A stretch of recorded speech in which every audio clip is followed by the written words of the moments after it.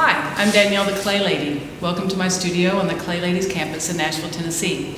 I'm going to show you how to make a really big platter on the potter's wheel, but it's made out of a slab, so it's kind of a combination of hand building and wheel throwing. So most wheel heads are either 13 or 14 inches, and these are bats. This is a 12-inch bat, a 13-inch bat, this is a 16-inch bat, and then I have attached a 24-inch bat to my wheel. I made a large slab of clay. This was about 15 pounds of clay. Ran it through the slab roller.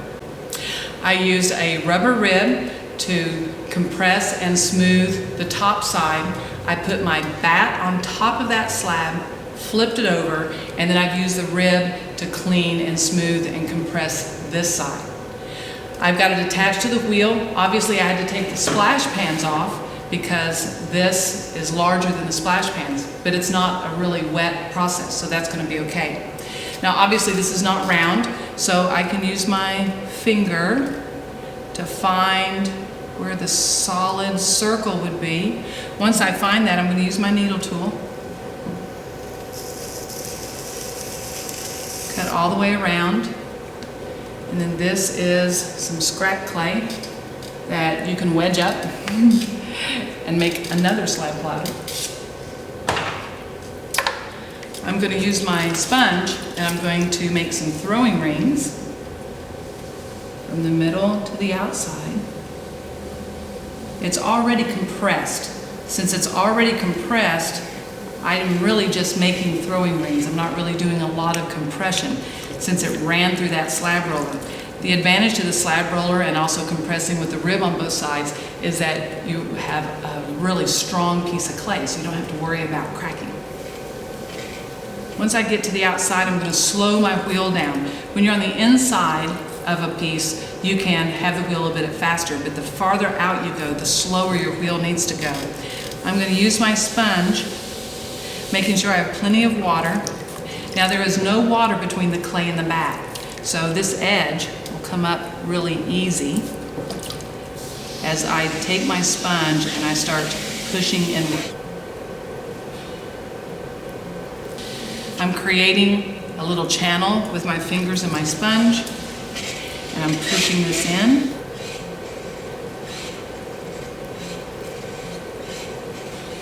Sounds like I'm putting a little bit of strain on this wheel, doesn't it? You can see how the wall is starting to build. I'm going to push a little bit more.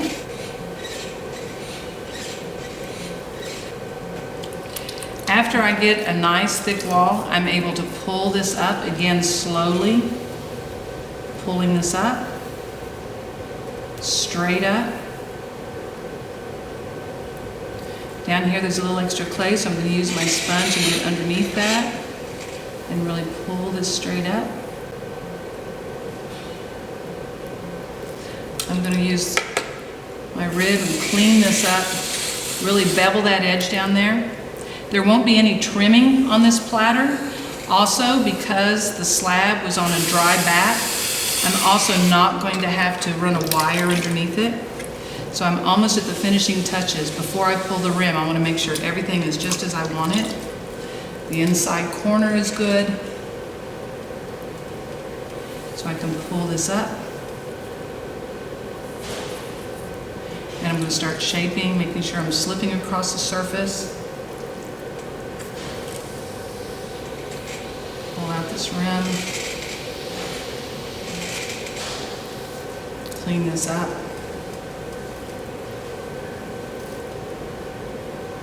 And now you have a very large platter. It took me minutes to make. I don't have to worry about it cracking. I don't have to trim it.